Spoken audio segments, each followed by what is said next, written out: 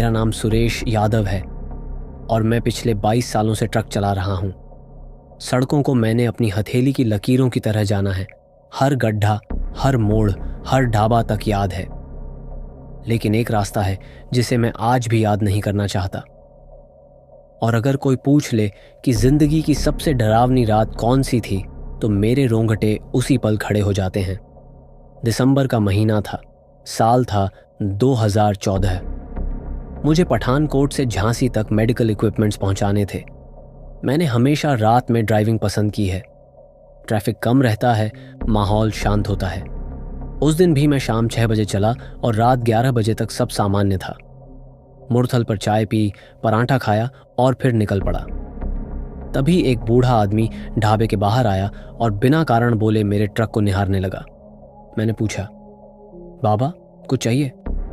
उसने बस इतना कहा, बेटा अगर नरेला मोड़ से गुजरो तो मत रुकना, चाहे कुछ भी हो।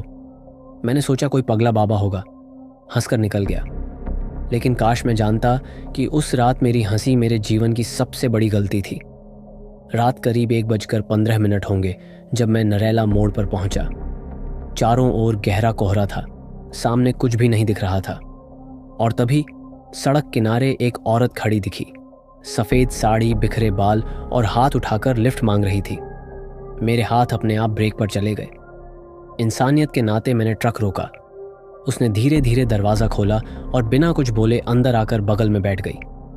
उसकी गंध एक अजीब सी सड़ी हुई लाश जैसी थी, लेकिन मैंने सोचा शायद किसी गंदे तालाब से निकल कर आई हो। मैंने पूछा, कहाँ जाना है बहन जी? वो बोली, आगे मोड़ तक छोड़ दो, बस मोड़ तक। उसकी आवाज़ जैसे दो आवाज़ें एक साथ बोल रही हों, एक औरत की और एक बुरी आत्मा की। मेरी रीढ़ में सिहरन दौड़ गई, पर मैंने ट्रक चलाना जारी रखा। तभी मेरे डैशबोर्ड पर रेडियो अपने आप ऑन हो गया और उसमें से उलटी आवाज़ें आने लगीं, जैसे कोई मरा हुआ इंसान जुबान घसीट कर कुछ बोल रहा हो। लड़की अब भी चुप थी, लेकिन अब उसका चेहरा साफ दिखने लगा। उसकी आंखों में पुतलियां नहीं थीं, बस सफ़ेद रोशनी थी। उसका मुंह थोड़ा खुला हुआ था और जैसे जैसे हम आगे बढ़ते गए उसकी गर्दन धीरे धीरे बाईं तरफ मुड़ती गई। 90 डिग्री, फिर 180 डिग्री, और फिर उसने सीधे मेरी आंखों में देखा। तू भी वैसा ही है जैसे बाकी थे, छोड़ देते हैं आधे रास्ते में, अब तू भी यहीं रुकेगा। इतना सुनते ही मेरी सांसें रुक गईं। मैंने ब्रेक मारा, लेकिन ब्रेक काम नहीं कर रहे थे। ट्रक की लाइट्स अपने आप बंद हो गईं और सामने सिर्फ कोहरा था, घना, गाढ़ा, और जैसे उसमें कोई चीज़ हिल रही हो। ट्रक की स्पीड अब मेरे कंट्रोल में नहीं थी, वो खुद ब खुद तेज़ होता जा रहा था। 60, 80, 110। तभी सड़क के दोनों तरफ जलती लाल आंखें दिखने लगीं, सैकड़ों, जैसे कोई पूरी भीड़ मेरे ट्रक को घेरे हुए हो। मैंने मुड़कर देखा, लड़की अब सीट पर नहीं थी, बल्कि वो ट्रक के अंदर छत से उल्टा लटक रही थी और खून उसके मुंह से नीचे गिर रहा था। उसकी हंसी जैसे किसी लोहे की रॉड पर नाखून घिस दिए जाए। कांप उठी आत्मा मेरी। मैंने पूरी ताकत से स्टीयरिंग खींचा और ट्रक को खेतों की तरफ मोड़ दिया। एक पेड़ से टकराया और ट्रक पलट गया। जब मेरी आंख खुली, मैं किसी पुराने उजड़े गांव में था। चारों तरफ खंडहर और एक टूटा हुआ कुआं। मेरे ट्रक का कोई नामो निशान नहीं था। मुझे बाद में पता चला कि मैं उस जगह था जहां सालों पहले एक ट्रक ड्राइवर ने एक लड़की को लिफ्ट देकर उसके साथ बदसलूकी की थी और फिर उसे इस कुएं में फेंक दिया था। वो लड़की मर गई, लेकिन उसकी आत्मा नहीं। तब से हर साल दिसंबर में वो वापस आती है और उसी रास्ते से गुजरने वाले किसी ट्रक ड्राइवर को अपना शिकार बनाती है। जब मैंने ये बात सुनी, तब जाकर सब कुछ साफ हुआ। लेकिन आज भी जब मैं अकेले रात में ट्रक चलाता हूँ, तो पीछे आईने में कभी कभी वही चेहरा दिख जाता है, सफ़ेद साड़ी, बिखरे बाल, और वो आवाज़ जो अब भी कानों में गूंजती है, अब तू भी यहीं रुकेगा।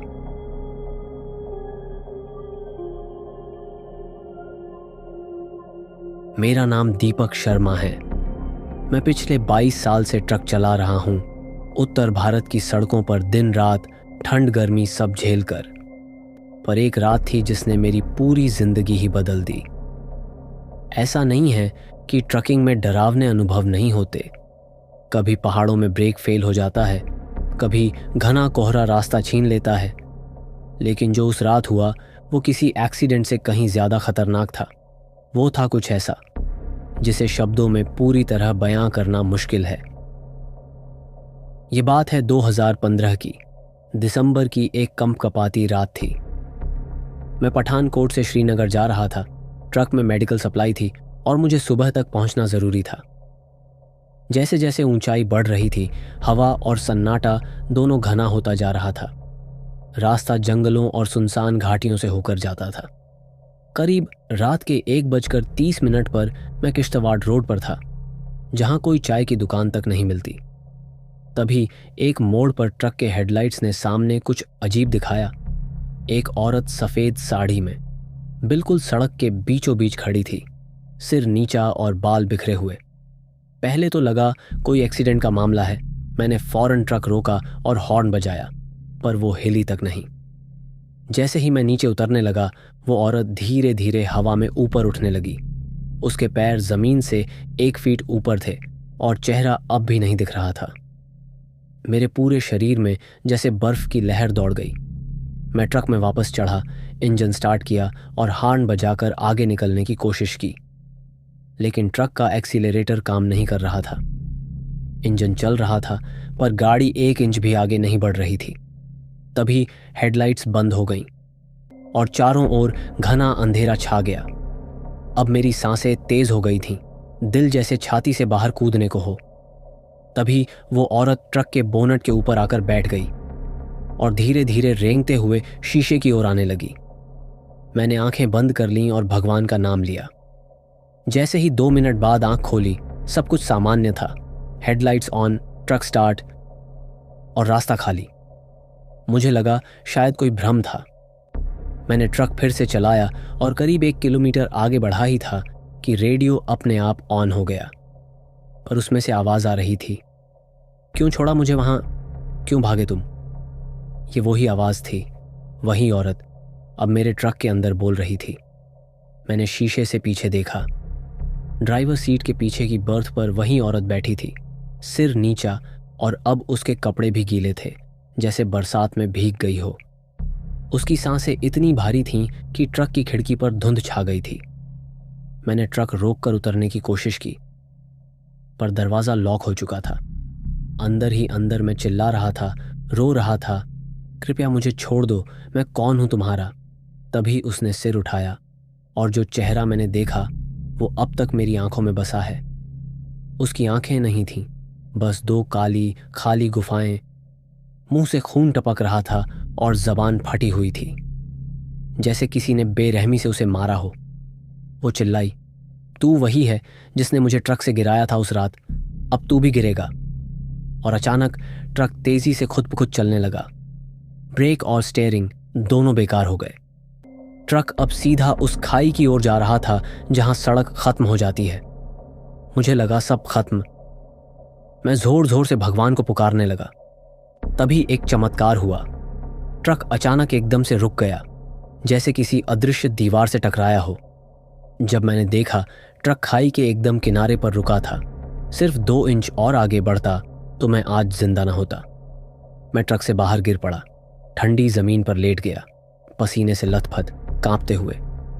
जब होश आया, मैं एक पास के गांव के मंदिर में था। गांव वालों ने मुझे बताया कि उस मोड़ पर एक महिला की कई साल पहले ट्रक से गिरकर मौत हुई थी और तब से हर साल दिसंबर में वो किसी न किसी ड्राइवर को दिखाई देती है, लेकिन सब उसकी तरह किस्मत वाले नहीं होते। उस रात के बाद मैंने वो रूट छोड़ दिया।